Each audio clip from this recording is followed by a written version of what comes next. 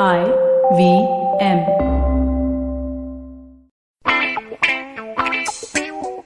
News Kids on the Block. We bring to you stories that top the nation's papers. Fresh from the Ascend International School and IVM guests. Hi, I'm Kavya. I'm Anya. And I'm Trivik. And welcome to the second episode of News Kids on the Block, where we give you all the top news updates of the week. And like last time, we'll start with a COVID update.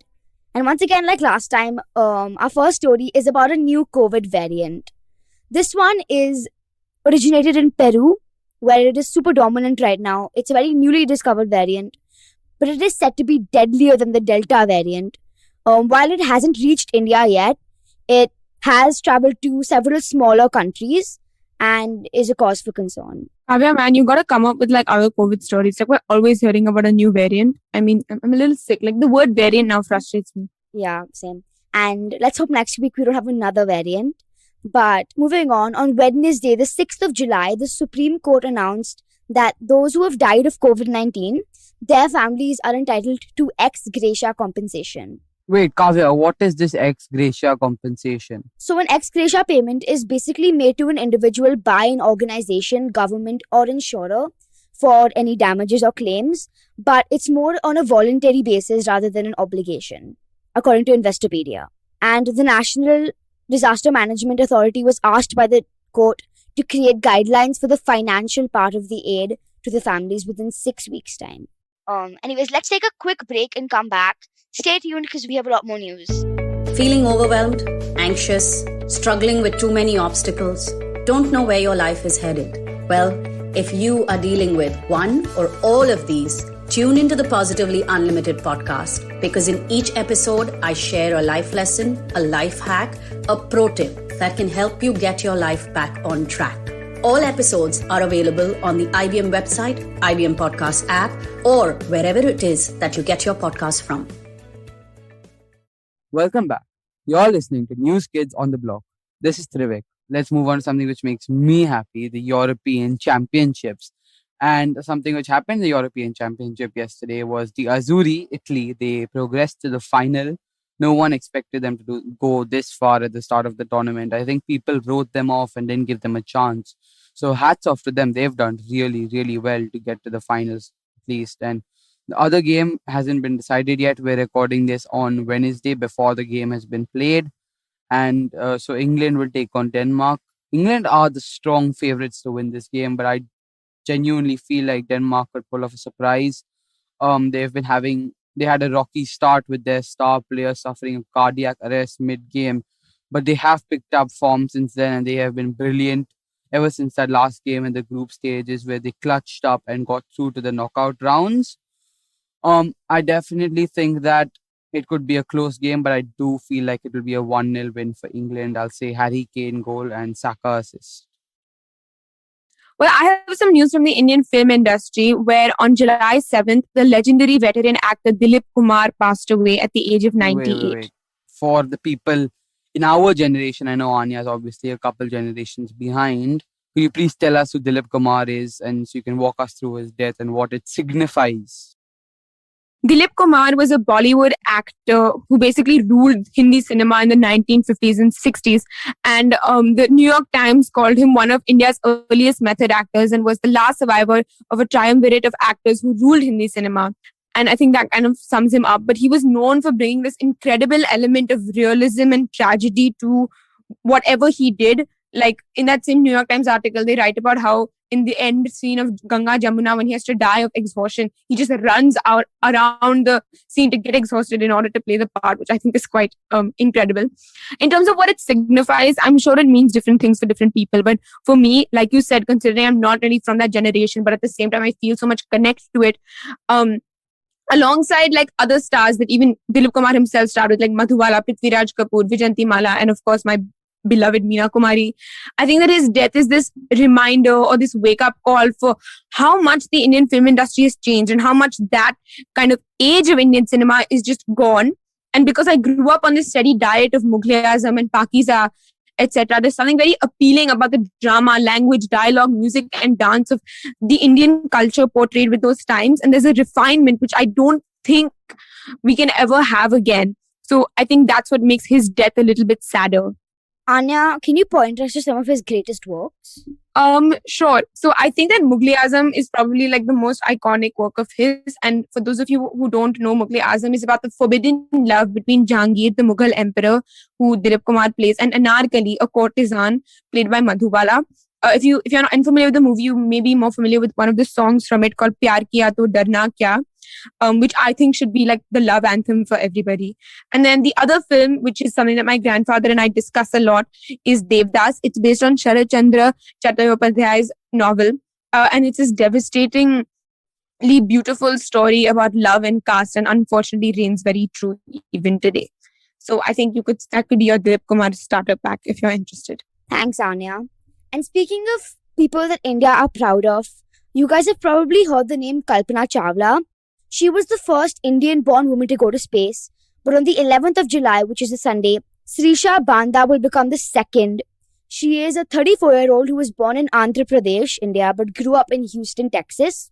And she will be traveling on the Virgin Galactic's Unity 22 flight along with 4 other people. And she tweeted, "I am so incredibly honored to be a part of the amazing crew of Unity 22 and to be a part of a company whose mission is to make space available to all." So yeah, this is really great for India. Well, in other news about Indians who excel, as we gear up for the Tokyo Olympics, the Indian Olympic Association announced that boxer MC Mary Kom and the men's hockey team captain Manpreet Singh will be India's flag bearers. Both of them have accomplished so much, not only for themselves, but for India as a sporting nation, and they're both veterans of Indian sport. So I think it's a great representation of us, and we can all look forward to the Olympics. I think with that, we'll take a break. Hi, everybody. Welcome to another great week on the IBM Podcast Network. If you're not following us on social media, please do. We're IBM Podcast on Twitter, Facebook, and Instagram. I'd like to thank the sponsors on the network this week, CET, Cred, and Global Victoria. We thank you so much for making all of this possible. So this week on Cyrus Says, Tapsi Pannu was recently featured in the Netflix original Haseen Dilruba was on. They discussed her experiences in Bollywood and a whole lot more. On Begin the Journey, Ashish Vidyarthi enlightens us with his wisdom on how one can get freedom from their own thoughts or insecurities when they communicate with others. On The Millennial Athlete, Tanvi and Shlok fill us in on all the drama from the world of sports with Wimbledon, Euros, and World Test cricket making headlines every day. On Postcards from Nowhere, Utsav Momoria kicks off a new series, Beneath the Veneer. We travel to the Hashemite Kingdom of Jordan, where he takes us through his first experience of encountering the Red Sea. We have a brand new show, Misconduct. It's a true crime show hosted by Ragvi, a lawyer, and Nisha, a PR pro. They tell us about the story of Cyanide Malika, the lady who offered cyanide-laden sweets to women and after they died, loot their gold.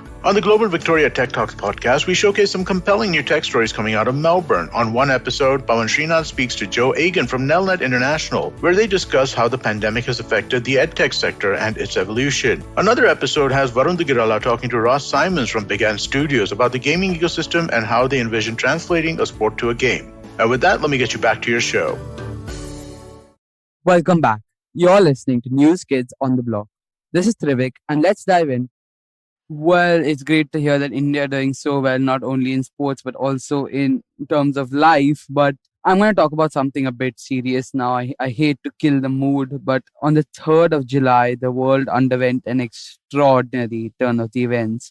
And what I'm about to say, it may baffle you, but the Gulf of Mexico was pictured on fire. How is that possible, Trivik? As shocking as it may seem, it is possible. A gas leak underwater caused a whirling vortex of fire to spiral out of the ocean. And this fire originated from an underwater pipeline that was connected to a platform owned by the oil company Pemex. How long did this fire last for? This fire burned for 5 long hours. However, the good news is that there were no reported injuries caused by this fire.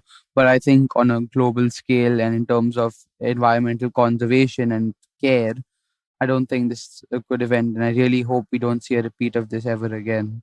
Yeah, I agree. Well, on that note, well, not really on that note, but going on the far opposite of that note, something that we wanted to end with today is not really news, but we did want to talk about some songs that we've been listening to that we think you might find interesting or not. They're not even new songs, all of them, but it's something to listen to if you're interested. So Kavya, I think you can kick us off. Okay. Well, for those of you who are unaware, Taylor Swift will be releasing Taylor's version of Red in November. Red is an album that is pretty old, but I thought in honor of that, I would bring back one of my favorite songs from that album called State of Grace by Taylor Swift. I think the reason that I love this song, there's many reasons, but I think the main reason I love this song so much is because every time you listen to it, you can listen to it in a different way. You can jam out to it. You can bop to it. You can use a hairbrush and pretend it's a mic and have a concert in your room. But you can also listen to it in a very sad way and get in your feels and really connect and look deep into the lyrics, because the lyrics in that song are really beautiful. So yeah, I think that was the song I chose today because it's just an amazing song. And if you haven't listened to it, go listen to it. Well, the song I'm going to bring up is a song I've been listening to all summer on repeat. It is Three Lions, and this isn't your ordinary song, but I would say this is the anthem for whenever England are participating in a footballing national competition like the European Championships which have taken place. The iconic phrase, "It's coming home," football's coming home, came from this song, and it just means that it shows the faith England have in their team and how every year they are let down by their team. And the day when England, if they do win the European Championships, I'm sure this will be trending number one. So you probably should hop on the Three Lions train before we get there. Okay, terrific. So everyone cheering on England should probably hear this song, right? They already have. Okay, wow.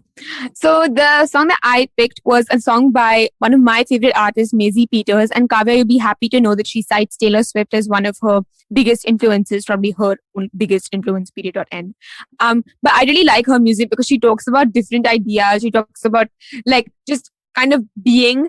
And I really like the way that she writes her songs. I love her voice, and I love the range of having songs from bops that you can dance out to with your girlfriends, or a sad song to cry to.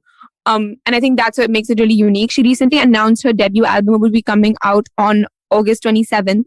And as part of that, she released a single from it called Psycho.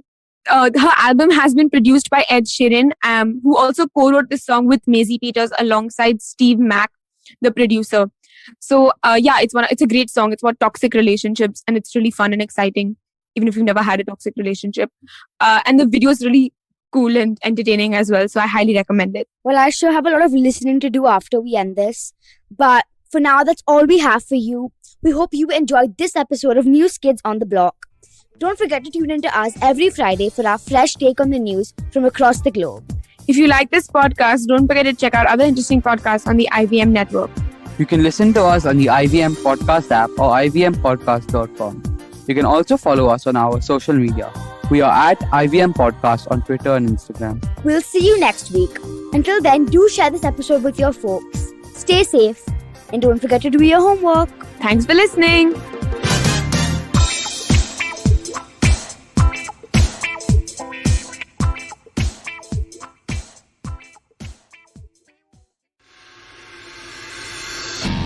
If you love cricket, listen up. The Edges and Sledges Cricket Podcast is here for you. Hosted by DJ, Varun, and me, Ashwin, we bring a fun, fresh fan's point of view to talking all things cricket. Sometimes it's just the three of us, sometimes we have guests, including current and former international cricketers. For new episodes every week, check out the Edges and Sledges Cricket Podcast on the IVM app, website, or wherever you get your podcasts. Hi, I'm Zarina Poonawalla, host of the Empowering Series podcast on the IVM network.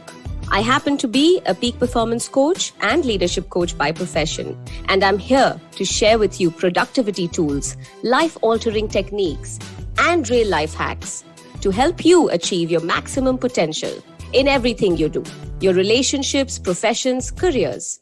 So tune in every Monday to unleash your inner power. Be safe, be well, be empowered.